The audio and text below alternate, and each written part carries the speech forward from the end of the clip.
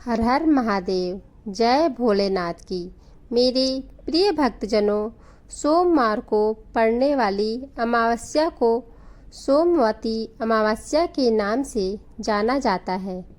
कहते हैं इस अमावस्या पर व्रत रखने से व्यक्ति की समस्त मनोकामना पूर्ण हो जाती है। सोमवती अमावस्या पर दान का भी विशेष महत्व है।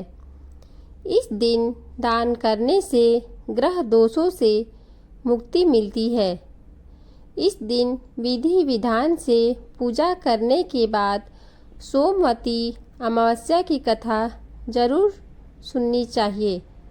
तो चलिए सुनते हैं सोमवती अमावस्या की व्रत कथा। सोमवती अमावस्या की कथा के अनुसार एक गरीब ब्राह्मण परिवार था। उस परिवार में पति पत्नी और उसकी एक पुत्री रहती थी। उसकी पुत्री बेहद संस्कारवान एवं गुणवान थी, लेकिन गरीब होने की वजह से उसकी शादी नहीं हो पा रही थी।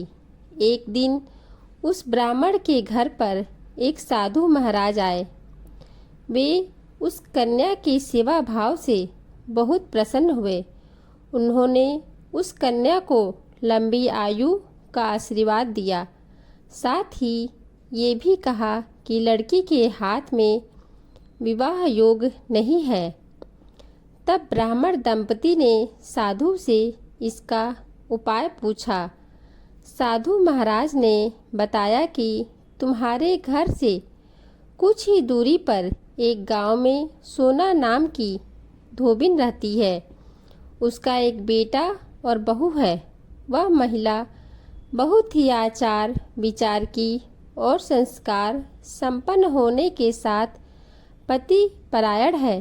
यदि आपकी कन्या उस धोबिन की सेवा करे और वह महिला इसकी शादी के समय इसे अपने मांग का सिंदूर लगा दे तो आपकी कन्या का विवाह हो जाएगा, जिससे कन्या का वैधव्य योग मिट सकता है। यह सुनकर ब्राह्मणी ने अपनी बेटी को धोबिन की सेवा करने के लिए कहा। अगले दिन से ही वह कन्या प्रातः उठकर सोना धोबिन के घर जाकर सारा काम करने लगी, लेकिन धोबिन के उठने से पहले ही अपने घर वापस आ जाती। एक दिन सोना धोबिन ने अपनी बहू से पूछा कि तुम सुबह उठकर घर का सारा काम कर देती हो और मुझे पता भी नहीं चलता।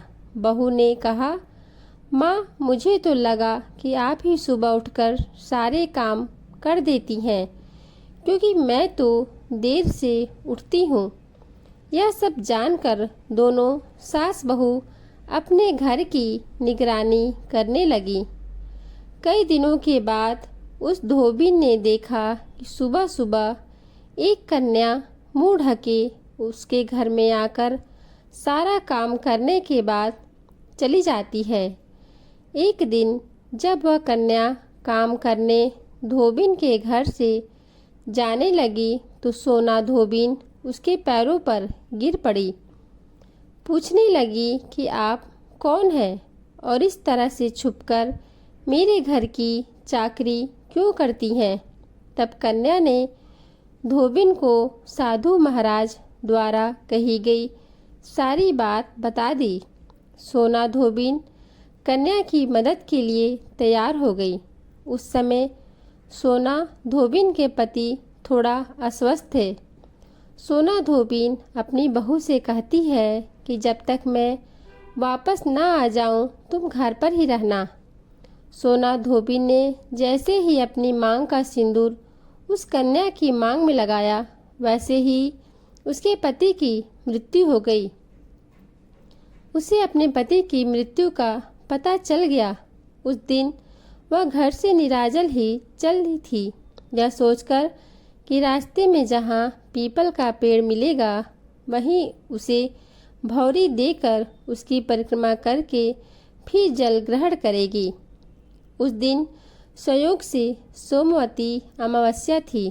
धोबिन ने ब्राह्मण के घर मिले पुए पकवान की जगह ईंट के टुकड़ों से 108 बार भौरी दी और साथ ही 108 बार पीपल के पेड़ की परिक्रमा भी की और उसके बाद जल ग्रहण किया। सोना धोबिन के ऐसा करते ही उसके पति के मृत शरीर में वापस जान आ गई।